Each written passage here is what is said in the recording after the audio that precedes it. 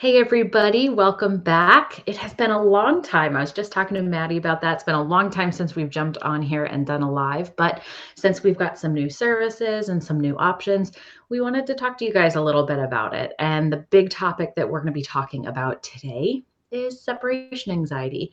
And this is a big pain point for people. And I know that if you're dealing with separation anxiety with your dog, you're probably feeling a whole lot of stress too, because it impacts all the people in the house, not just the dog. So before we dive into our topics, a little bit of introductions here. You guys probably know me. I'm Chelsea Murray. I'm a certified professional dog trainer, and I am the owner of Pawsitive Futures. And I'm joined, which direction? This way. Joined with Maddie. Maddie is new to our team.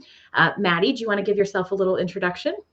Sure. I'm Maddie Speirs. I am Chelsea's newest team member, and I am a certified separation anxiety pro trainer through Julie Naismith's program.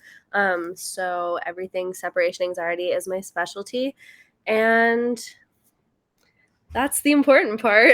Important part, because when we're talking about separation anxiety, it's a little bit different, which we're going to dive into in a minute. It's a little bit different than some of our other behavior modification that we do with dogs. So people that are really well versed in reactivity or aggression, it doesn't necessarily mean that they're equipped to handle our separation cases, because it is a little different. So before we talk about what separation anxiety is and what it looks like, let's talk a little bit about what it's not. So if Maddie, a client, is coming to you and they might be worried that their dog is struggling with some separation anxiety, what are some of the key things that you might look for that might indicate that it's not separation anxiety? Yeah, so my biggest kind of confusion that I see with my clients is a dog who is struggling with confinement anxiety versus a dog who's struggling with separation anxiety. Most dogs have a little bit of both if they struggle with one or the other. But I see a lot of dogs that mostly what they need is to get out of their crate or their X pen. And it's something that we can usually resolve pretty quickly. And then afterwards, their separation anxiety training really starts to snowball and go forward in a much faster, natural way. Um, it's also something that I see a lot is frustration. And while that is something that we talk a lot about in the program that I'm certified through, it is definitely a little bit different than actual anxiety. Um, there's a lot of different behaviors and real, individual differences between the different kinds of separation related behaviors. Um, but mostly it doesn't matter to my clients. There are some where we have to do additional kind of evening out. So if we have a dog with true separation anxiety where they're really only attached to one person in the home, we add in some more games to make sure that they have someone else that they're comfortable with. Um, that was with my last dog, something that me and my partner had to work on quite a bit because I was the problem. You're not the problem if you're the owner, but I was the person who I could not leave the dog, and we had to Right. do a lot of balancing. Um, but really, it all sort of looks the same once we are falling under the separation related behavior umbrella. I'm glad that you talked a little bit about that dogs can struggle with both, and oftentimes we have to look at both components. Yep.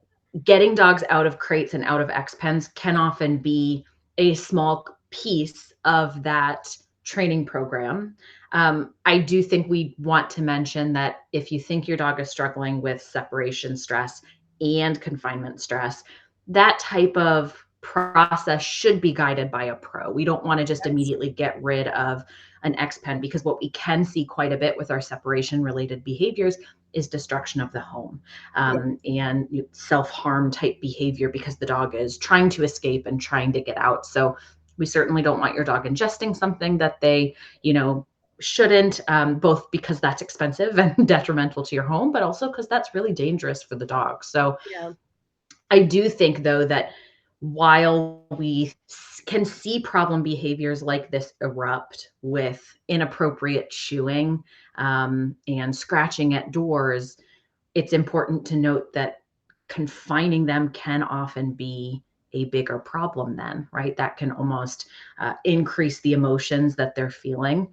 I would add to that as well, Maddie, which I'm sure you probably see quite a bit, is the confusion that maybe since home destruction, like digging up rugs or chewing pillows or eating baseboards, can be seen with separation anxiety.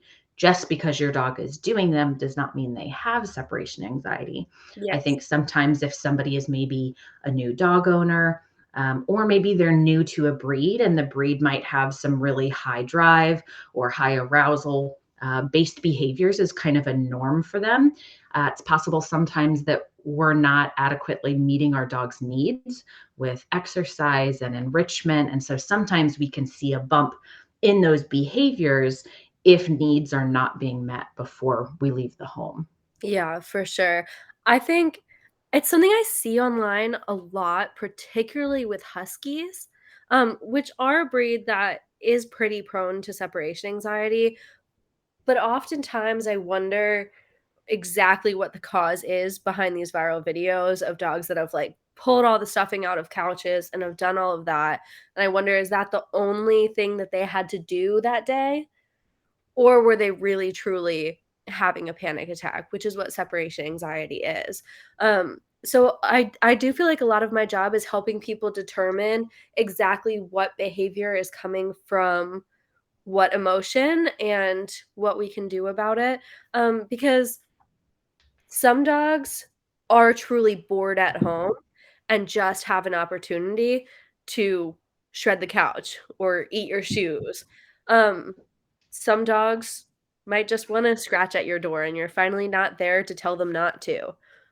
But some dogs are doing those things because they're symptoms of the panic attack that they're having from being left alone. So a lot of my job is seeing the individual dog and helping them figure out, okay, if we can increase their enrichment, if we can give them healthy opportunities to do the kind of shredding that they're doing while I'm gone, are we seeing an improvement? Or is it every time you step out the house, that behavior starts to cycle and we start to go down that hill that ends in your couch being torn apart? Yeah, absolutely. Now, I know we've got several people watching here. If you guys do have questions as we go along, please feel free to drop them in the comments. We will be doing a Q&A at the end of this. So if you've got questions, please feel free to leave them for us if you're watching live. So I'm glad you brought that up, right? Like, because sometimes these behaviors that we're seeing are a true panic attack. So I know you kind of went into a little bit what separation anxiety is, but if you were to define it and then explain some of the symptoms that somebody might see, how would you go about doing that? Um, I would say, I think first and foremost, it's really important to understand that it is an anxiety disorder and it can turn into a panic disorder. Um, that means it's medical and behavioral. And I think that really comes into play along with separation anxiety training is understanding that there's both a mental and emotional thing going on and a physiological. We know how it feels when we're stressed out, and the dogs are feeling that same physiological effect of their panic. Um, Symptoms that we usually see, it's such a broad spectrum. It's a really hard question to answer. Some of the dogs that I see have excessive drooling, and you wouldn't necessarily notice that unless you're watching. Although some dogs, like, their owners think that they're peeing themselves because it's just soaking in their crate, and the entire time they're sitting there looking relatively calm and just dripping saliva the entire time, which is a kind of strange symptom of anxiety that I don't usually see that often, except for in my separation anxiety cases. I, of course, see a lot of destruction, a lot of panic, in terms of the crate, especially. And like I said, sometimes it's just confinement anxiety. Usually, confinement exacerbates separation anxiety. So, we see a lot of crate related injuries, whether that's from trying to dig out of it, like my first dog always used to do. Um, Sometimes it's from trying to bite out of it. And sometimes it's just from trying to scratch out of it and they can wear their paw pads thin. So that's a lot of what we see. Of course, most dogs with separation anxiety bark. That's usually how people find out, is when they get complaints from their neighbors, is when they, get to the driveway and start to hear howling or, screaming. It's usually a really sad sound that we're hearing from the dogs. And honestly, it's kind of everything in between. Anything that we see as a stress behavior, you're pretty likely to see that if you look at a couple different separation anxiety cases. And we might see those symptoms increase or decrease in intensity based on, that individual dog and how severe of a separation anxiety case that might be. Yep. I think when we talk about a lot of these behaviors, especially the barking in the crate or trying to dig out, I think a lot of people who maybe don't know that it might be separation anxiety tend to think that maybe the dog is being stubborn or throwing a tantrum, right? The dog Yep. he's having a fit. He's a teenager. He just needs to get over it. He just needs to, you need to leave him. He needs to cry it out, whatever. What are some other common misconceptions that you have seen from people about separation related behaviors? Yeah, I think separation anxiety, for whatever reason, is really misconstrued by the general public. A lot of the dogs that I see being labeled with separation anxiety, I'm not necessarily sure that that's what's going on. And then I also see dogs with really, to me, obvious separation anxiety being labeled as bored. That's when I see a lot because, again, sometimes that is where that destruction comes from. Oftentimes, though, it is a sign of separation anxiety. Um, I see a lot of spite and I see a lot of he just misses me. And while that is kind of, the most rudimentary explanation of separation anxiety, that's why I like to emphasize that it is a medical and, truly fully, you know, mind and body panic attack. That's a little deeper than I wish my mom would come back. So I think that's really important to understand, is just how deep it goes. And that's why we don't often see dogs with separation anxiety relaxing without training, either in a long run or over, the 20, 50 minutes or whatever that they're left home. They don't usually calm down because it's not that, oh, I wish my mom would come back. Well, I guess she's not.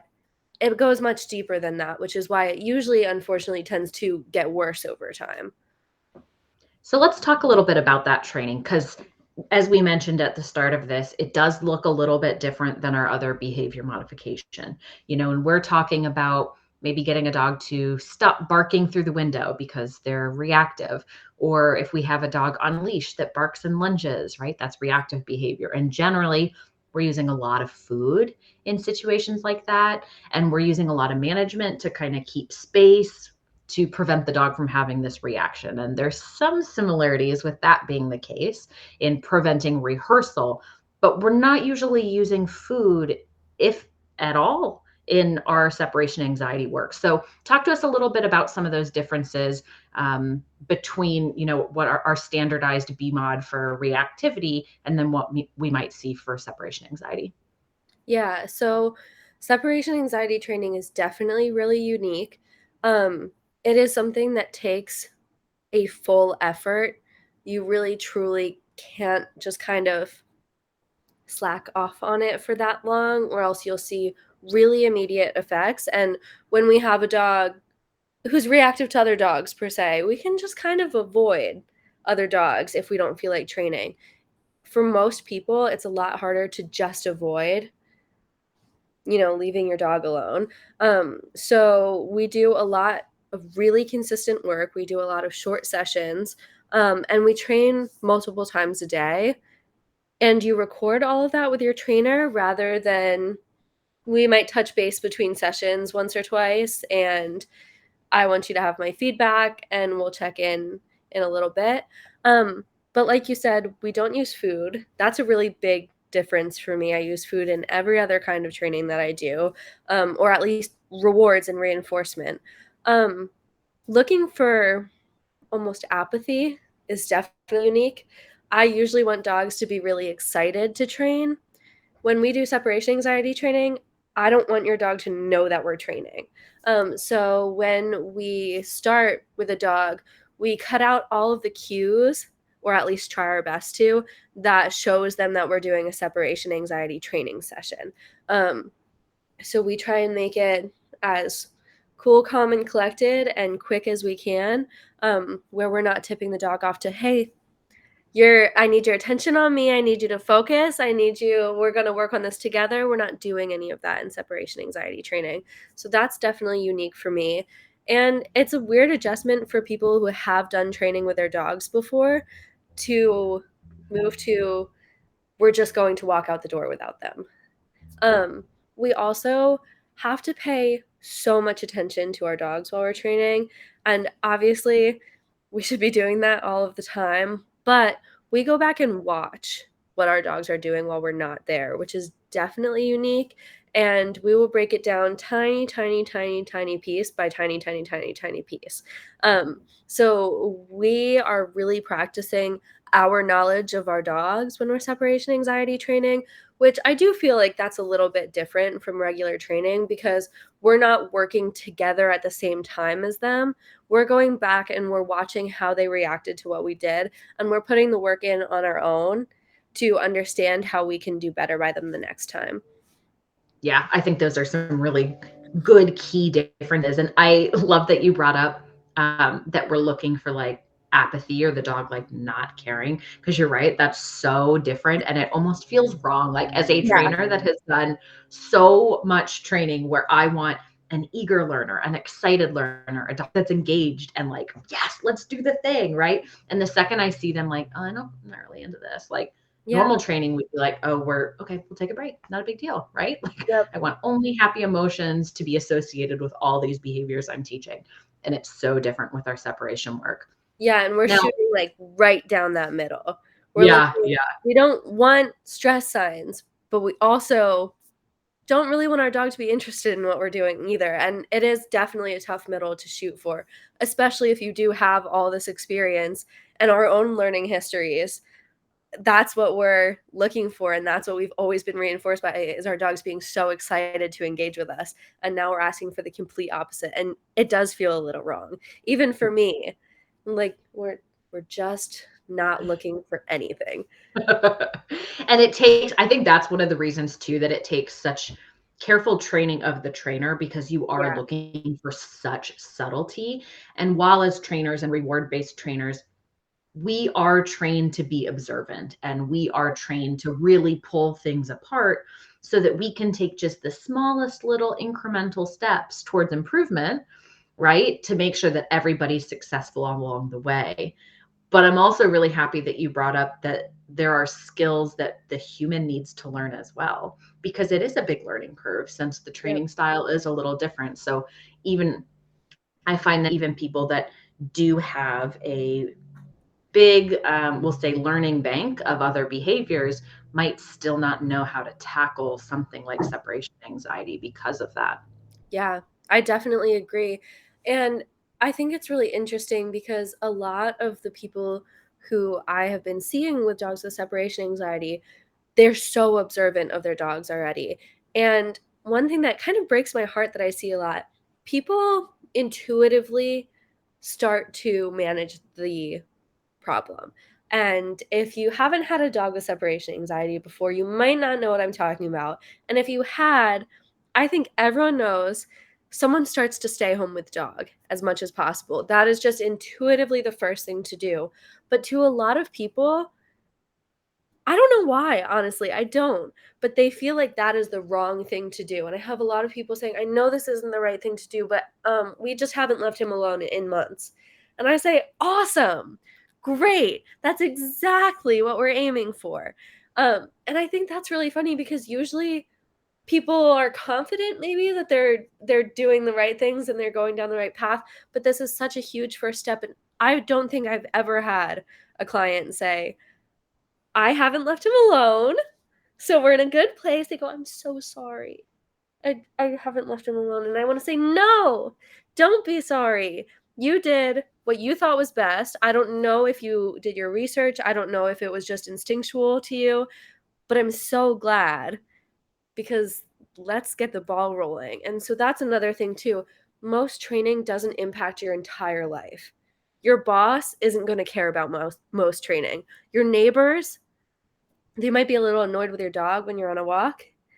They're not going to care about most behavior issues, but separation anxiety is so big and so all-encompassing. That's another huge difference, is there's a lot of pressure that we don't always have control over. So separation anxiety training can feel so like emergent and Mhm. super urgent for a lot of people. Yeah, it is. A lot of people are in, oh my gosh, we need to get this fixed tomorrow, right? Because it's a huge issue.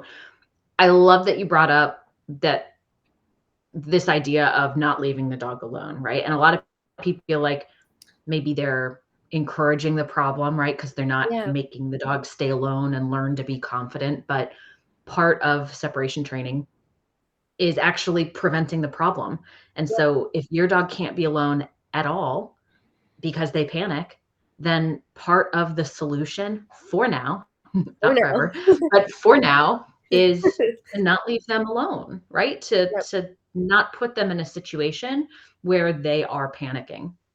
But obviously, even just that lifestyle switch can cause people to feel like shut-ins. It can really impact Yeah. their social life. It can really impact mental health. So, what are some of the resources that we really have to give our separation anxiety clients and teams for support as they're working through this? Yeah. So I think the first is being honest about it. Um, we know that suspending absences as much as possible is the most effective way to do it. But we also know that we are all humans. We all have the world pulling us in a million different directions at once. And we understand as trainers that you can't always 100% suspend absences. And I frankly think this is a little bit of a change that needs to be happening within the separation anxiety training world is we need to be realistic about the fact that most of our clients, or if they're not our clients, most people with dogs with separation anxiety can't do that 100% of the time. Um, so empathy is a huge resource for us as trainers, rather than, kind of setting this unrealistic standard and then having to work with the fallout of a client not meeting your expectations that you've laid out, saying, "I understand, let's work around it." So first, my solution, is always it takes a village. Are there people in your house? Because if there's people in your house, we can help spread the love, which is what we do when there's a dog who's attached to just one person. Um, so for me, that was my boyfriend. He needed to step up his relationship with my dog, because I needed my dog to be comfortable being alone with him. So that's one resource that we have. If you have roommates or your parents or your husband or your children, what can we do to make it so that you can go to the grocery store, so that you can go out for drinks with a friend, so that you can do something that makes you feel good and something that keeps you not feeling isolated? Because that isolation is really huge and horrible for your mental health. I've been there and I get it, and I don't want my clients to feel that way. Um, that's also usually a budget-friendly option because this is a huge thing. Training is expensive, owning a dog is expensive. Daycare and sitters are expensive, but they are an option. So if you can afford that, if there's someone in your neighborhood, I'm a huge fan of networking with your neighborhood. So whether that's asking on Facebook, hey, is there anyone who could, and this is, of course, if you have a dog who's, other than their separation anxiety, relatively safe and behaviorally, you know, acceptable in most homes. Is there anyone who would want to hang out with my dog for a few hours? Once or twice a week, or if I have an emergency, something like that. I think that's really important too. Um, we kind of tend to underestimate the value of having a local community these days. Um, and I think that can be a huge tool. And of course, I mentioned earlier, separation anxiety is something that happens in the body and the mind. And we have medication that can help us. So, talking to a vet is really important. There's all kinds of different meds that can help with separation anxiety in all kinds of different ways. And I'm not a vet, so that's kind of really all I'm going to say about that. But we have tools medically to help manage separation anxiety if we can't avoid absences. Absolutely. And finding that community virtually, in person, with friends and family and your vet, all of that together is what is going to help you feel sane, help you, be able to keep filling yourself up as well. Yep. We got to fill our emotional cup up so that we can then be there to support our dog. Because I think a lot of people tend to forget that in order for us to give all we can to our dog and our dog training, we also need to be feeling at our best. So finding that team to help you, to step in, to take care of the dog when needed, can be really, really valuable, even if it's for other things like a friend taking your dog on a hike. Again, as you mentioned, assuming that's a suitable activity and your dog is a fit behaviorally, but that would give you a couple hours to go run your errands and do what you need to do so that you're then prepared for maybe the rest of your week. Yeah. So now some of our separation training, we talked quite a bit about in-person resources to help step in when you need a little extra assistance with your dog. But I think one thing that people don't necessarily realize about separation anxiety training is that all the trainers I know that deal with separation anxiety training, it's all virtual. Yeah. Yeah. So virtual training is how we do separation anxiety training. That was true before the pandemic, it was true during the pandemic, and it's still true after the pandemic.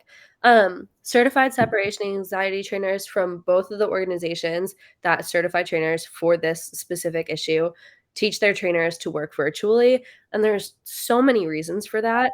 Um, the first being when we're practicing separation anxiety, we're practicing leaving our dogs. Um, so it doesn't really make sense that we would come to your home just to leave it. Um, Also, like I mentioned earlier, we don't want our dogs to know that we're training because we want them to be training in the scenarios that we'll be leaving, which is everyday life. Um, so we don't want our presence to tip your dog off that we're in a training session because when we leave and you go to practice, it's going to look very differently. So we might as well be in your earbuds while we're training and be able to help you rehearse naturally in a much more realistic environment. Um, it also means that we can help you wherever you are in the world. There are not that many certified separation anxiety trainers. So we kind of have to take our knowledge and spread it. And that helps us do that with anyone who might need it. Another thing is, like I mentioned, separation anxiety takes a lot of consistency. Um, Ideally, we're training 5 out of 7 days of the week. Um, to me, that's something that doesn't make much sense to do with a trainer. So working virtually helps me stay in contact. It helps me see what you're doing with your dog for those 5 out of 7 days of the week. But it means that we can do it in a much more dispersed way. That's much more affordable for you and much more feasible for me. Absolutely. Now, one thing I do want to bring up before we kind of dive a little more into the training aspect, which is training related, is that the difference between puppies and adults. And by the way, we've still got a big crowd watching. So if you guys have questions, please feel free to drop those in and we will get to those at the end in our Q&A portion. Our puppies all need to learn independence, right? They all need to learn how to be calm and confident when we leave them. Many of our puppy clients, we help them learn how to accept an X pen or how to accept confinement of a crate based on their lifestyle. Can you tell us a little bit about some of the differences between separation cases with puppies versus, teenagers or adult dogs? Yeah. Separation anxiety is hard regardless. Puppies are hard regardless, and when you have a mix of the two, it definitely gets challenging. Like I've said, I think a lot of my job is helping people determine what is and what is not separation anxiety, and that will differ dog to dog. What is separation anxiety in one dog will look exactly like everything that's not separation anxiety in another. And when you add in the fact that puppies are having these huge changes in their bodies, in their lives, and everything like that, it does get really hard to tell, especially because puppies go from being with their mom, being with their siblings, ideally, being with whoever raised them overnight to being with nobody that they've ever met before, to not having any of their mother's comfort with them, to not having any of their siblings who they're so used to just being around them all the time. And that alone can look like separation anxiety because it kind of is them being anxious about being separated.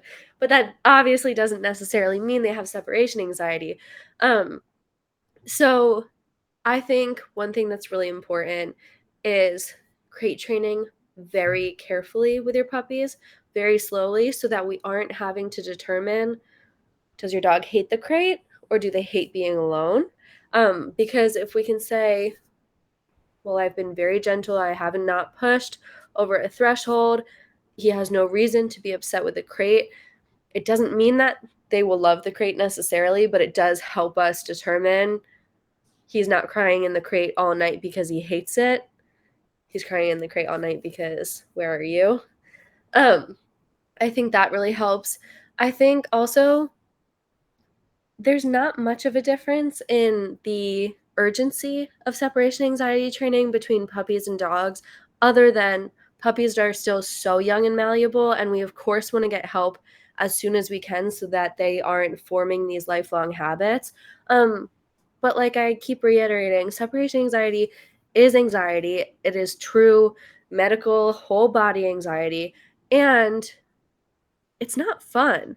And so whether it's an 8-week-old puppy or a 6-week-old puppy or a 14-year-old dog going through those feelings, I don't want them to have to go through it any longer. So that's a sort of misconception, I almost might say, is I would get on it as fast as I can with a dog of any age. Absolutely. So let's talk a little bit about what a program with you looks like, because you do use a special app that helps people stay connected. So when we're talking about people needing to work on this at home, how often are they working on it? How often are they getting feedback? What does that process kind of look like? Yeah, so first of all of my separation anxiety cases start with a behavior consultation. It's 90 minutes long. I don't know if you can tell from the rest of this video, but separation anxiety is so complicated. So many of its symptoms look like so many other things. So we spend those 90 minutes talking about, okay, what exactly are you seeing? What is the entire history of this behavior? What is the entire history of your dog? Tell me all of the things that you could possibly think of to help me determine what exactly is going on so that we can start planning how we're going to treat it. And then we talk about any immediate plans that we might have. So if someone is leaving a dog panicking for 8 hours a day, we brainstorm what can we do to not have that dog in that situation. Sometimes that looks like daycare. Sometimes it looks like medication. Sometimes it looks like working from home for a little bit. All of those things are options, and we have so many more. And then we start with, I like to do half-hour sessions for my separation anxiety dogs. Especially in the beginning, we start with shorter absences. And most dogs don't like to train this so many times. So we're doing short, maybe minute-long absences at first. So there's no real reason to push a dog for an hour, especially because most dogs start to realize what's going on and it can help ramp their panic up. So I like to avoid that. And then we have the app, and the app is super helpful. It's called the Be Right Back app. You have to have a trainer send you a sign-in link that you're working with them. And then I can give homework. So I can assign different steps of different exercises or different lengths of absences that we'll practice. And I can adjust it every single day as many times as I want to however the dog is feeling, which is another thing that's different with separation anxiety. We are constantly adjusting, and it doesn't always mean regressions. It just means we're adjusting to what the dog is capable of doing that hour, that day, whatever it may be. Which is why having an app like this is so helpful, and having virtual sessions is helpful too, because it gives us so much flexibility to meet a dog where they're at for the day. And I can hear from you as much as you want me to hear from you. I like to see that my clients are training as much as they can. It is super variable for dogs with separation anxiety, whether or not practicing often will help them.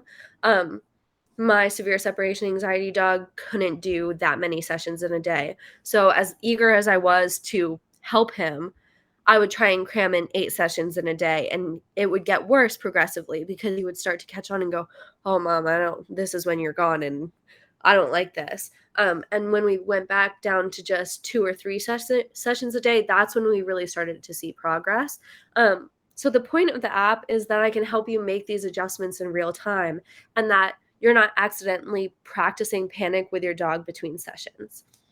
I think that's huge, because as much as owners who are dealing with this are often observant, right? And they are often aware that something's going on, it's going to take a while for those adjustments to really become something that the owner will think of. And so that immediate feedback is so helpful in making sure that the client is on track between sessions, from a day-to-day basis.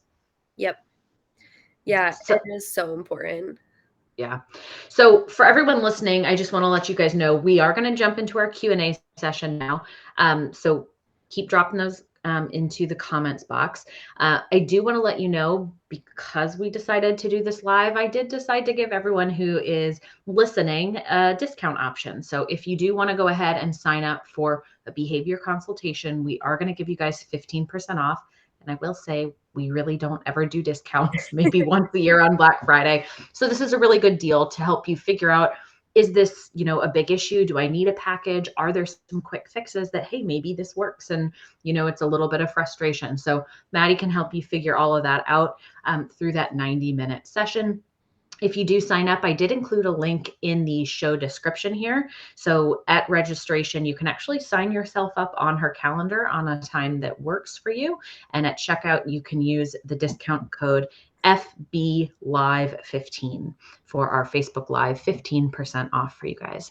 So let's go ahead and dive into some of these questions that we see here. So we've got a question from Faith. How can we balance that disinterest in us that we aim for with separation anxiety work with the other work we're doing, say for reactivity or attention type stuff, where we're trying to get the dog to, pay attention to us, and we use that attention a lot?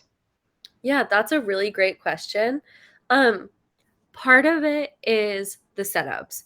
So when we're doing separation anxiety training, we are positioning ourselves however we do when we're acting casually around the house. I have a lot of people sit on their couch and turn the TV on. Occasionally, not too often, because we don't want it to become a cue. I have a lot of people sit at their dining tables, eat their food, whatever they're doing, things that aren't usually associated to your dog with these high value training sessions that we're doing. And then we cut out leaving cues when we first start. So we're not picking up our keys, we're not putting on our coat, we're not putting on our shoes, we're not grabbing a leash, we're not doing all of these things that usually alert our dog to something exciting happening. And we actually get our dog used to a decent amount of absences before we start to put back in those cues. Because you're right, it is really hard for some dogs to not associate it with something that involves them. Especially separation anxiety dogs usually tend to assume that most things involve them. Some dogs that really struggle with this, we will add in something that's a little bit more than just practicing absences, where we help them kind of learn to settle on a mat or in a certain area just a little bit before we leave. I don't want them glued to that place at all after, but just to help them detach a little bit from all of that attention and, engagement that we've been rewarding for so long. The other thing I'll say too, to add into what you said already, Maddie, is that I think when we're doing our other training sessions, just like for separation anxiety, or separation, I should say, not necessarily the anxiety, but the separation itself, I mean, what do you do before you leave your house? Like you mentioned, you grab your car keys, you grab maybe your purse, you put your shoes on, right? Those are all indicators that you're about to leave. When we're dealing with our other training sessions, we usually have cues that indicate to the dog that we're going to be training, right? I grab treats. I maybe grab my treat bag or put my vest on. I'll grab a clicker sometimes. Sometimes I grab a toy. So sometimes I ask them, hey, you want to train? Are you ready? Let's go. I'll grab a leash. So I think that a lot of our cues or indicators that we're about to do something can also be true for our regular training sessions. So I would say when we're wanting attention and wanting our dog to focus, having a routine that we're going to start a different type of training can also be helpful to get our dog kind of warmed up and see how they feel about, doing target training or whatever we're going to do with them. Yeah, for sure. That's a great point. All right, so we've got another question here from Donna. How do you get certified to train separation anxiety? Yeah, so for me personally, I went through Julie Naismith's separation anxiety pro trainer program. It's, I was going to say, an 8-week long course. I think that's right. It's not super timed, so I didn't stick to each one of the 8 weeks. But you go through a bunch of learning modules that talk about all kinds of different things related to separation anxiety, things that we've talked about today, like how it differs with puppies, how we can help owners figure out ways to work with what is a really difficult behavior to train through, and then the protocols that we usually use to slowly desensitize dogs to alone time. And then you pass the test there, you complete all of your assignments, and then you have a practice session with a potential client. And then I they think that's, evaluate you on that. yeah, I think that's really great because it's giving you the skills and then testing you on your skills, both from a knowledge base and from your ability to kind of apply everything that you've learned. Yeah. Which a lot of dog training certifications are like that as well. Yeah. It was really nice to kind of get, and then you get feedback too, not just on the separation anxiety, like technical skill training that you're doing, but also on how you engage with the client. Because, like we've discussed, separation anxiety is such a hard thing to live with. So it Mm-hmm. does take a certain amount of empathy and, kind of understanding skills that you don't necessarily have to have for a lot of dog training issues. Yeah, absolutely. Oh, we've got a couple good ones dropping in the comments here. All Yeah. right. So another one from Donna. Why would your dogs be great in a crate at night or in the car at an event or a show, but freak out if you leave the house? I can leave my puppy in the crate in the car, but not in the house. Yeah. Donna, that's a great question. I would love to know. It really depends on the dog. I know that's like the dreaded dog trainer answer to questions. Um, a lot of the time, it's learning history for the dog. Um, a lot of the time, crates in other places mean really exciting things, and crates at home mean I don't get to hang out with my mom, even though she's literally right there. This is BS. So I think that tends to be the reason. A lot of dogs are great in the crate in the car, or they're great in the crate in the house, they're great in the crate everywhere else, and then they really struggle in the car. That tends to be car sickness, car anxiety of other sorts. But unfortunately, it really, really does depend. And I think a lot of it comes down to the experiences that the dog has had with the crate in certain spots. Um, but knowing that they can crate in other places is a great piece of the puzzle to help you figure out how you can go about fixing crate training issues in your home. Absolutely. And it lets you know a little bit that it's not just crate related, Yep. right? Because if it's the crate itself and they do well in some locations, but not others, right? That would mean that there's a little bit more going on there than just the dog not liking being in the crate. Yeah, Donna, that's super common, by the way. That's something that a lot of dogs experience is crating in one specific location, usually either the house or the car. It's such a tough problem and it is so dog specific, but take that as information from your dog and use it as a jumping board to figure out how you can troubleshoot that issue. Absolutely. All right, so we've got a question here from Tony, and it cuts off a little, so I'll read the whole thing. With doing short sessions, do you have to worry about rewarding undesirable behavior? Like if the dog screams or howls and you come back while they're still doing that, are you teaching them that screaming or howling is bringing you back, or is effective at making you come back? Yeah, so that's a great question.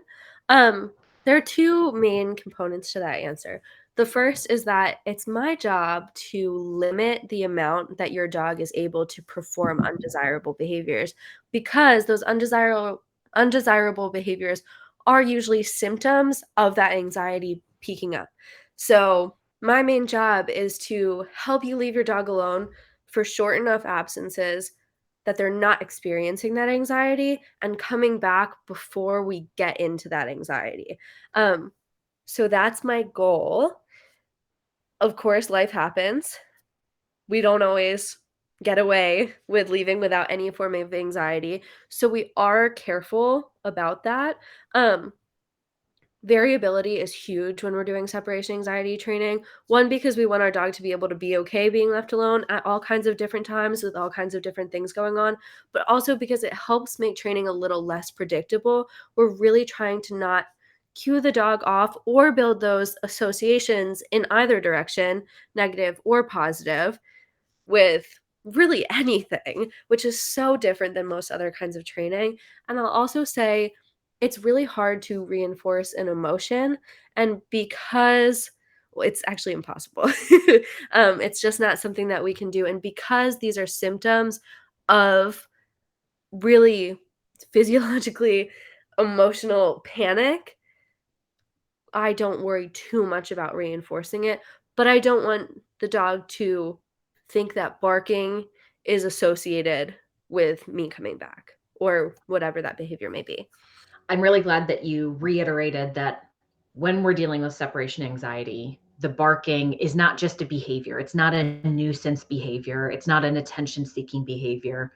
It is a symptom of the anxiety that they're feeling. And so I think it's so important for people to realize that if your dog is feeling anxious, you can't reward that anxiety. So Right. like if your dog is panicking and you do return to them, obviously, like you mentioned, when we're doing formal training and when we're living with our dogs, we want to do our best to prevent that behavior from happening because we don't want our dogs in a state of panic. However, we're not talking necessarily about rewarding those behaviors. Our goal is for the dog to have successful enough training sessions that that's not happening in the training session. So combination of, setting up our training session as well as then making sure that we're adapting if the dog does show us that they're beginning to have trouble. Let's see here. We've got another question from Faith. When you're practicing and doing sessions, what can we consider progress? Ooh, that's a great sign. Love that. That's a great question, Faith. Yep. Or a sign that we can keep increasing criteria. Okay, so something that I do for my clients, my human clients with separation anxiety, in our first session, we talk about what success is because it looks different than success does in a lot of training. It's so slow. We are It might looking, also look different dog to dog. it will look Success for different one dog to dog will dog. be different than the other one. Yes. Yeah, there's so much variability. Can you see me and hear me okay? Yeah. Okay, there's so much variability, but we are looking for tiny amounts of progress. And I truly do mean tiny. Some dogs will start at a 5-minute absence. Some dogs will start at you approaching a door.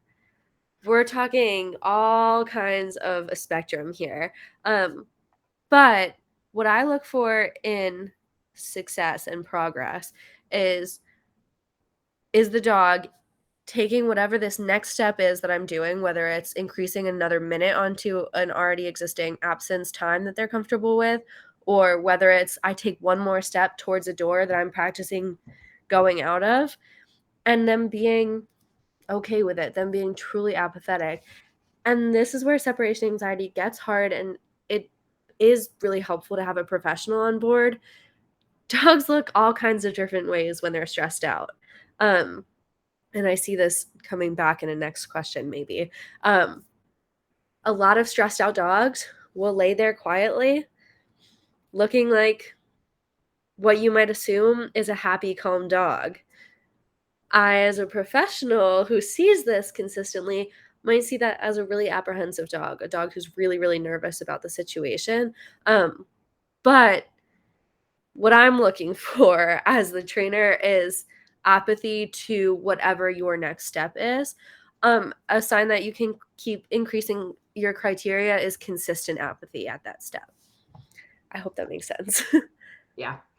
Yeah. And so that kind of, I think, starts to answer and goes into this question is what sessions look like, right? They Yep. look like the dog not struggling. They look like the dog not panicking. We're not seeing any signs of panic. And based on each dog in each case, it could be stepping outside. And obviously the goal is for you to be able to leave your house completely, but it might not necessarily start there. Yeah. So sessions, again, I'm sorry, I'm going to give the answer everyone always hates from dog trainers. It depends. It definitely depends. Sessions, once we get into a package, start with an update. I want to hear how things have been going. I want to hear if there's anything that I've missed through our communications on the app. I want to know how you guys are doing because having a separation anxiety dog is really challenging. And then when we get to practicing, first of all, I want to know what you've done already that day. Because if I need to make an adjustment, if we aren't going to train, we aren't going to train. We are going to talk about our next steps. We're going to talk about adjustments in our plan. I'm going to really make sure that you understand what's going on. But they usually look like we're scheduling them at times that your dog needs practice on, because we're training different times. Some dogs do better in the morning. Some dogs do better at night. So hopefully we are practicing absences. I have a camera usually set up. So what I usually do is I would have my laptop recording and I'm also on my phone so that the trainer can see my dog through my laptop and I can see the trainer through my phone, and I leave so that they can watch the dog and I can watch the dog. The technology, explaining it, I always get tripped up on, and I hope this makes sense to people. And we practice those absences and we practice short absences, and it helps that you are watching what I'm watching, because I can point out in real time, hey, do you see this stress sign? Hey, do you see this is a really great green flag that he was able to take such a deep breath and go lie down. That's like a big win for us, is a deep breath and going somewhere to relax. And then we generally chat about how that went. We generally chat about what they learned. And if the dog is up for it, we practice a couple more times.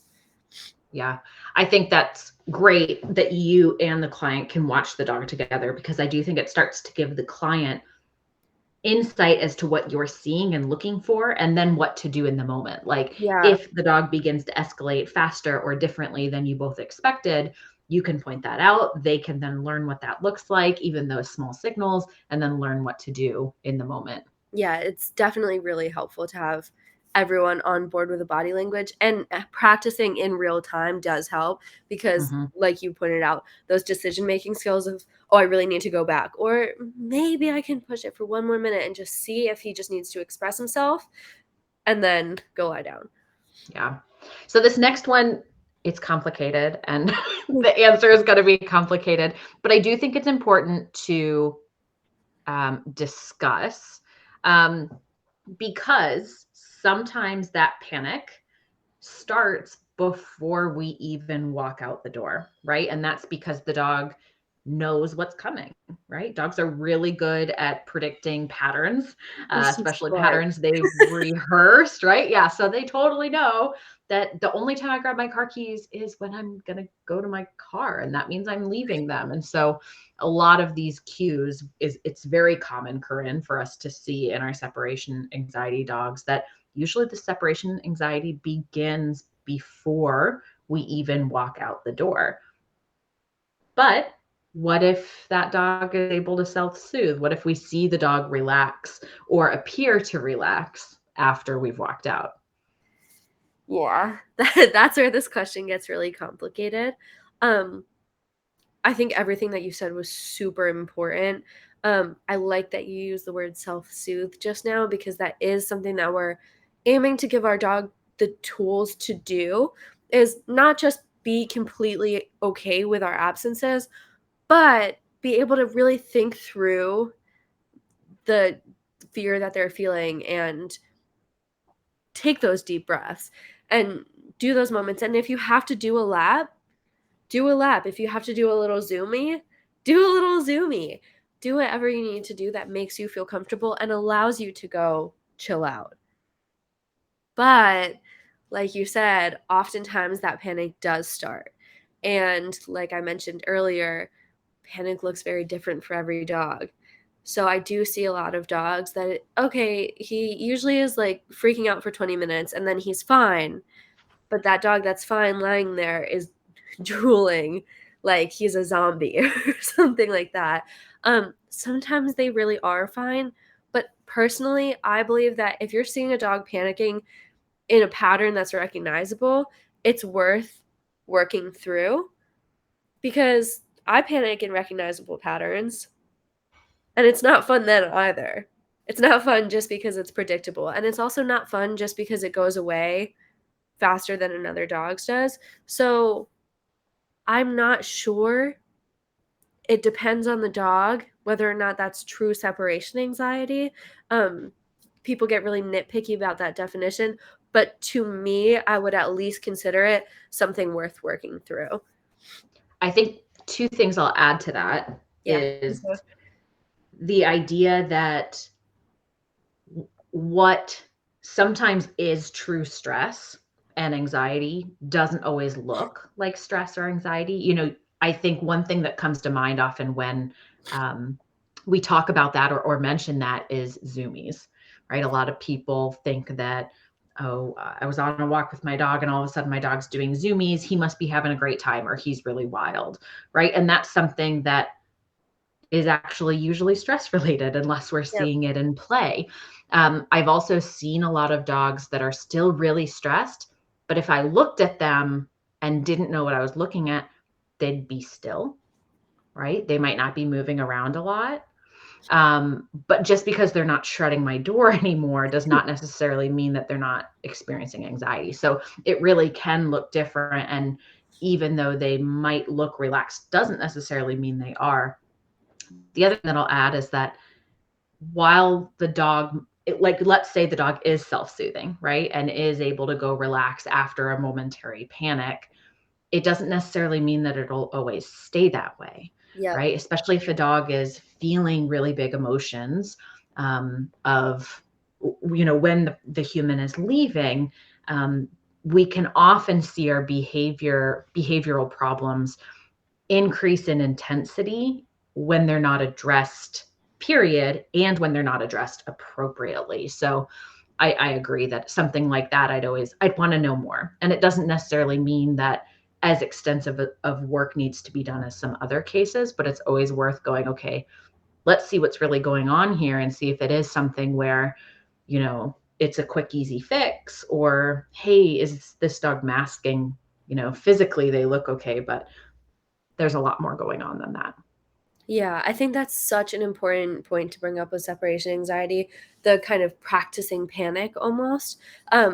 Because like you said, even if they are self-soothing after a while, I don't want to keep a dog panicking in the same situation, because it does often build, and I want them to be able to calm down. I Mhm. don't necessarily want it to take half an hour, but I want that habit of calming down to be something that they continue with and that we start to support rather than just hoping it stays that way. Um, Mhm.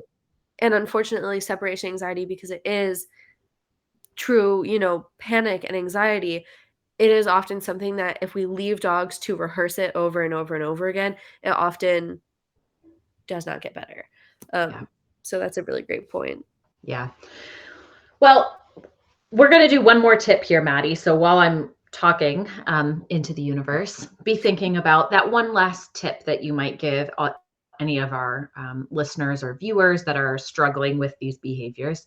And for all of you listening, I do want to remind you that we are only going to run this 15% off through the end of the month. So you've got about 2.5 weeks to book it. If you're on the edge, hopefully that will kind of push you in towards that. The initial consultation, like Maddie mentioned, is 90 minutes. You do walk home with a very lengthy recap with a ton of resources to help you out. And should you decide, those packages are much more affordable to be able to do those 30-minute sessions and work with Maddie through the app as well. So Maddie, before we all head out for the night and enjoy the rest of our evening, any last tips that you'd like to leave our listeners with about separation anxiety? Yeah, so I have two. And one is related to the last question that we didn't get to, but the problem is not you when you have dogs with separation anxiety. There are so many factors that go into it. We don't have any research to suggest that your dog has separation anxiety because you are so good to them. I really want to emphasize that it's not worth worrying about whether you are the problem. Um, I think my other big tip would be if something helps your dog panic less, do more of it. So, whether that's staying home with your dog as much as possible, whether that's bringing them somewhere with you that they're safe and comfortable, I encourage that. And it makes me so sad when people come to me and they say, I haven't left my dog alone in months because he panics every time I do it. I don't want you to feel sad that you're doing something that helps your dog feel better. I think that would be my main advice. Yeah, I think that's huge. All right, everybody, thank you so much for joining us this evening. I hope this was helpful for you. And I hope this answered all of your questions. For those of you who tuned in maybe a little late, this will be available as a recording both on Facebook and on our YouTube channel. So we'll post a link to that later in the week as well. Maddie, thank you so much for taking time out of your working schedule to come and share some of these tips. I think that it'll help a lot of people and help them kind of wrap their head around what this tricky behavior is and how they can start to work with it. So thank you. Thank you for having me, and I always love the opportunity to help people help their dogs. Absolutely. All right. Have a good night, guys.